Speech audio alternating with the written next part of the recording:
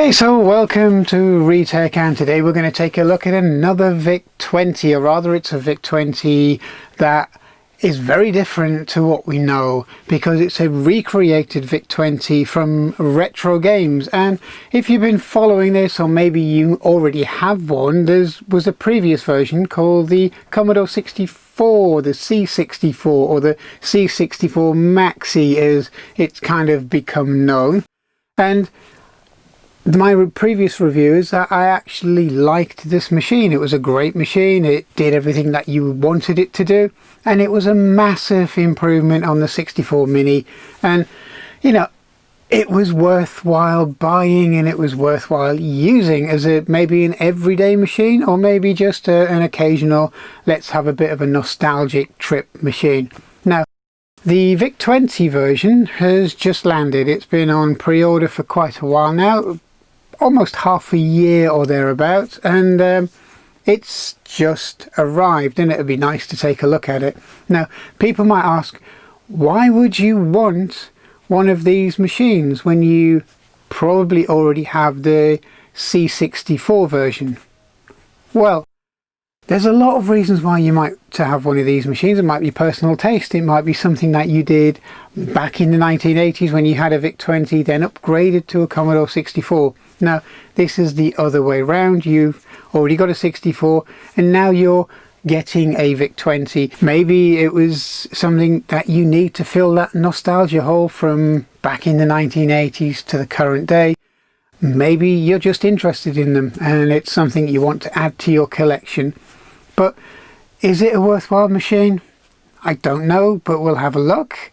Is it worth buying? I really don't know, but we'll have a look. And is it worth upgrading or replacing your 64 Maxi with? At the moment, I still don't know that either. It's an open verdict, which is why we're having a look at it now. So let's take a look at the new Commodore VIC-20 from Retro Games. Okay, so here we have the Commodore VIC-20 color computer, and as you can see from the box, it's very, very close to the original box for the Commodore VIC-20, especially the European or the British version of the box. And it does look the part. It looks really good. It's has the Petsky style keyboard, at least on the graphic, on the front of the box, and as you can see, it looks almost identical to the Commodore VIC-20. And then you see the with music and sound moniker on the box, and as we scroll to the left, you can actually see the font and everything else is identical to the original machine. Now, one of the things I did notice on this box was limited edition C64. Now, that will be a bit of a disappointment, I think, to a lot of people, because it's virtually saying that this is a limited edition Commodore 64 or Commodore 64 Max. Not sure if that's going to upset a lot of people or not, but you know, I mean, really at the end of the day, we all kind of knew it was going to be just maybe a repackaged Commodore 64 Max or Commodore 64 Maxi, or the C64 was, as it was mainly called. Now, on the back of the box, it states that the VIC-20 was the wonder computer of the 1980s. And you have VIC for entertainment, VIC for business, VIC for education, and VIC for science, exactly the same as the original box. And as we scroll round, it even kind of emulates the original fonts and formats, telling you what this machine had or doesn't have now compared to the original, because gone is the user port, gone is the cartridge port, gone is the RF, gone has all of the original ports really, apart from USB and HDMI. But overall, it's a very good recreation, a lot of attention to detail. So, what's in the box? So, opening the box, you find the VIC-20 itself, and it's covered by, you know, the usual moulded clear plastic top to protect it in transit. And immediately you can see the similarities between this and the C64, but it's nice. It's got a very similar nice keyboard to it. It looks the part. It's got the correct legends on for the early VIC-20, and as I say, the badging and everything else has been done quite well, and it emulates the machine in the way the C64 did to the original Commodore 64, and it's very neat. You'd be hard pushed to tell the difference at this point. And in the second section you have a little box which we're going to open, and this contains a variant of the original joystick that you would find in the 64 version of the machine, which is micro switched. Again, it seems that they've improved a little bit of quality on these, whether it was intentional or not, because the fire buttons don't stick in the way the original ones did, but it's nicely done. And then all you are left with is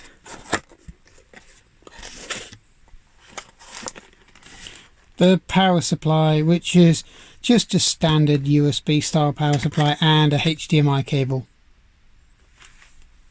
So far all pretty standard stuff. And in the bottom you have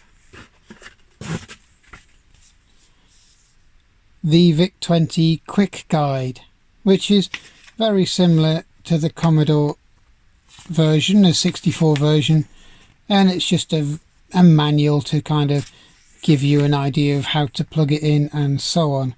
So far so good. So let's get it out of the box and let's plug it in and find out what exactly the differences are. So here you have the VIC-20 sat on the desk, and look quite good, doesn't it? It looks like every other VIC-20 out there, and it's a nice reproduction. Or is it? Hang on, I might have put the wrong machine down there. Oh, sorry, no, this is the original VIC-20, and this is the actual recreated VIC-20, and they are very close. They are very, very close. You'll see the color difference on the function keys because this is actually a VC20, not a VIC-20, but you know, you'd be hard pushed to tell the difference on all of the machines because even the keyboard looks very, very similar.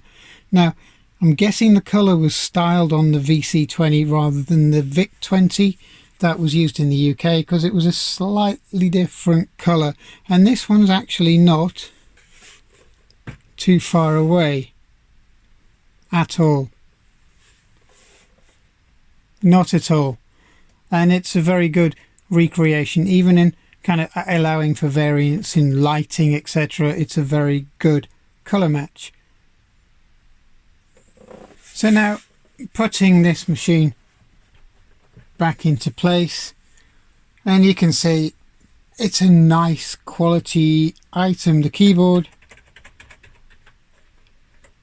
it kind of feels a little less wobbly than the original Commodore 64 or the V64 replica keyboard. Maybe they've improved it slightly, or there's probably different tolerances on the manufacturing, but it does feel better. There's still no lockable shift lock, but that really doesn't make a lot of difference, as we said before, and you could actually type on that quite a while and it's not going to cause you any real problems, and it's a nice enough unit. So let's see what it's like when you turn the machine on. Okay, so let's turn this machine on, but before we do that, just explain a little bit about the ports on this machine. You have 3 USB ports on the side, 1 USB port on the back, 1 HDMI port on the rear as well, and that's roughly about it, apart from the mini USB or micro USB for the power. Now, I would have probably liked to see the larger USB cabling used and the larger USB port, because all of these little micro USB ports do have a habit of wearing out quite quickly, whether they're on mobile phones or on these. But that's just picky, being a little bit picky. It's something that I would have liked to have seen. But, you know, apart from that, it's not even a criticism, to be honest. It's a would like. It's a nice machine. So let's power it on. And you get the original Commodore VIC-20 LED.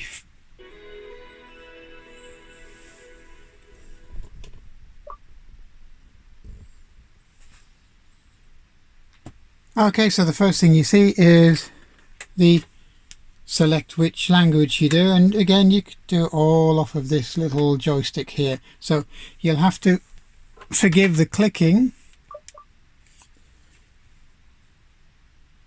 Okay, then it asks you to enable 50 Hertz outside of North America, so we'll do 50 Hertz.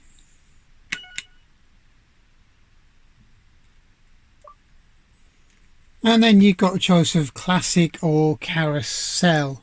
So what I'm going to do is, because this is meant to be a VIC-20 recreation with software built in, let's have a look at the carousel. I've spent too many times with Commodore Plus 4s listening to the adverts where it says software built in, but this is what this actually does have. So on the carousel you've got a familiar tune that was used on the C64, but it looks like you have a fair few selection of games. This is 64 and these are VIC-20 games, so you've got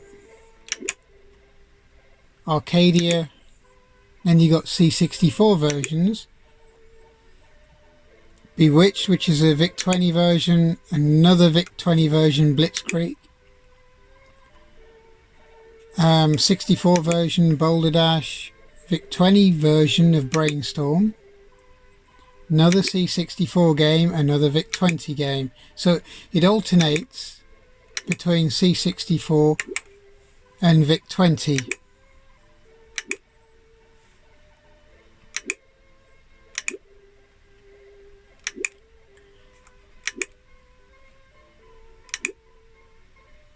So yeah, you have a number of mixture of games really. It's on 2 separate platforms. It's not really VIC-20 exclusive. Jeff Minter's Grid Runner. So as you scroll through them, you'll see maybe 60% Commodore 64 at a rough guess, and Jeff Minter's Matrix here as well. So as we scroll through them, it is definitely 60% Commodore 64, which is not a bad thing, because if you buy one of these you maybe might feel yourself a little bit limited to a VIC-20 only audience or VIC-20 only games, because you have to remember the Commodore 64 versions were generally far superior. So yes, it's not a brilliant selection, but it's not a bad selection of games, and there'll be a fair few here that you'll probably remember from your childhood days. So let's go and find one of Jeff Minter's classics and see what it actually sounds like and plays like.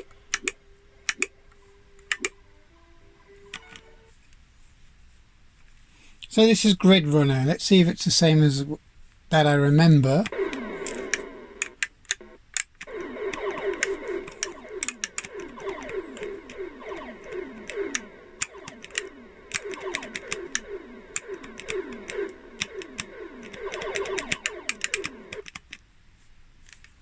yeah, it's the same, so it's good. It sounds the same, it plays the same. Looks like they've improved even over the original C64 Mini, as they did in the Commodore 64 version of this with their sound. There's very little latency by the seam of it on the sound. It's kind of the same as the 64 version, which it is really. It's in a VIC-20 case with more VIC-20 software. And if you're used to the 64 version, you can save and load your states exactly the same as in the original version. So you have save and load your game, virtual keyboard, and then exit your game along here.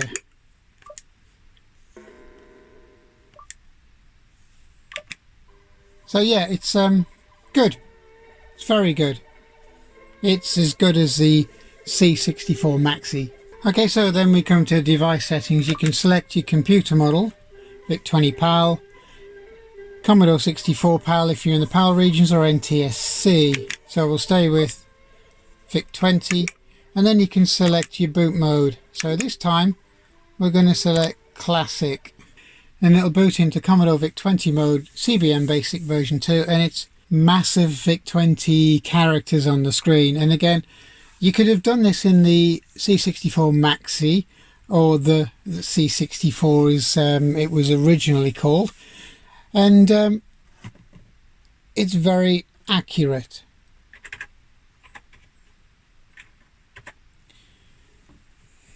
And the keyboard feels really okay, and it's not as good as an original Commodore keyboard, but it's, you know, it's better than some of its contemporaries at the time. So again, it's the same as the original or the first version, the C64. So yeah, it's overall it's a nice package, and it's a nice package for somebody who really wanted a VIC-20 version to start off with. And one thing that kind of struck me was the weight of this machine, because the VIC-20, the new VIC-20, is almost the same weight as the original VIC-20. So I'm guessing they've played around with the weights a little bit on this to make it work, and it seems to have a more of a kind of weighted feel to it, and it's very accurate, or feels very accurate to the original VIC-20. But yeah, it's a nice machine.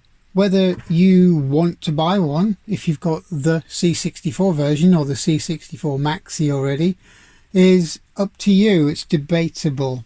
But if you wanted to go out and have a choice, like in the same way as you have a choice between different colors of Alexa or different colors of Google Home or different colors of a lot of the devices that are out here, well, this makes more sense when you think of it that way. So again, very nice recreation of a Commodore VIC-20, but I kind of feel like they should have done more in the range of games, because the limited number of VIC-20 games that are actually on here might be a bit of a disappointment for some, but it also might be a nice bonus for others who kind of thought, you know, should I really buy a VIC-20 version or the 64 version? Well, you've got best of both worlds with the software installed on here already, and you don't have the same amount of VIC-20 programs or games on the C64 version. So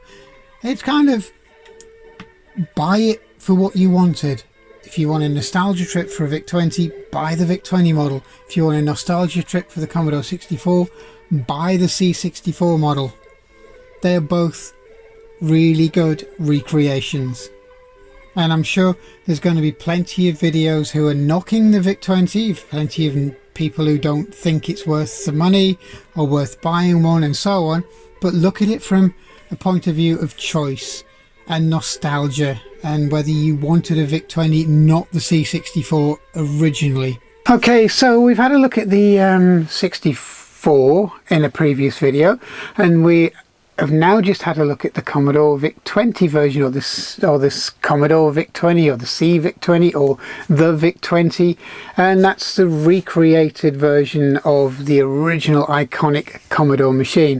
And the jury's out to a little bit of an extent, because it's very well built. It's a very good recreation of the VIC-20. It's a nice recreation of the VIC-20. There's nothing flawed about it. There's nothing that you think, well, this was rushed or this could have been better, and so on. It's on the same kind of path as the original 64 Maxi was from the same company.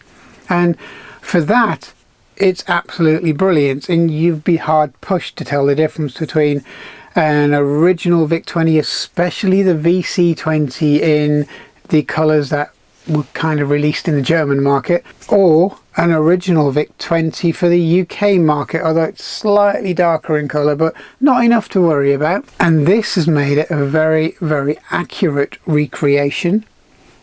The packaging is spot on, the way it looks is absolutely brilliant, the marketing behind it is brilliant, the whole presentation is absolutely brilliant. But whether or not you have a 64 version of this machine already, that would kind of colour your decision a little bit, because if you're expecting something drastic, something very different, something that stands out from the 64 version, then this probably isn't the machine for you. Viewed as a standalone VIC-20, it's brilliant. It's a great recreation and it makes a lot of sense. Viewed as a companion to the Commodore 64, if you want to collect it, well, that makes sense to a lot of people as well. But if you're viewing it from the point of, I'm going to buy this because it's a VIC-20 and it's going to be different, that's kind of an area where you are only going to be able to make that decision for yourself, because they are so familiar. And that's something, you know, it's down to personal choice. Now, personally, I like both versions, and personally, I'm glad I've got both versions, and personally, I think they're brilliant recreations. But coming from a purely kind of analytical point of view, if you've got one, you don't particularly need the other. Personal choice. Are they good? Yes. Is the VIC-20 version good? Yes. Is it worth buying? To be honest, yes. I mean, for me, yes. For a lot of people, yes. So it's worthwhile, if you want to collect these machines and you want a VIC-20 version to go with your collection, buying one of these. So it's kind of a mixed ending, but it's, again, it's personal choice. But all in all, it's a very rounded, very well done, very quality orientated product. So thanks for watching, thanks for listening, and I hope you enjoy this. Please subscribe if you want to see more, especially on the history side of computers, or even the repair side, or even just out of interest to what people used to do back in the day. So please subscribe, and I'll hope to see you again on this channel. Thank you.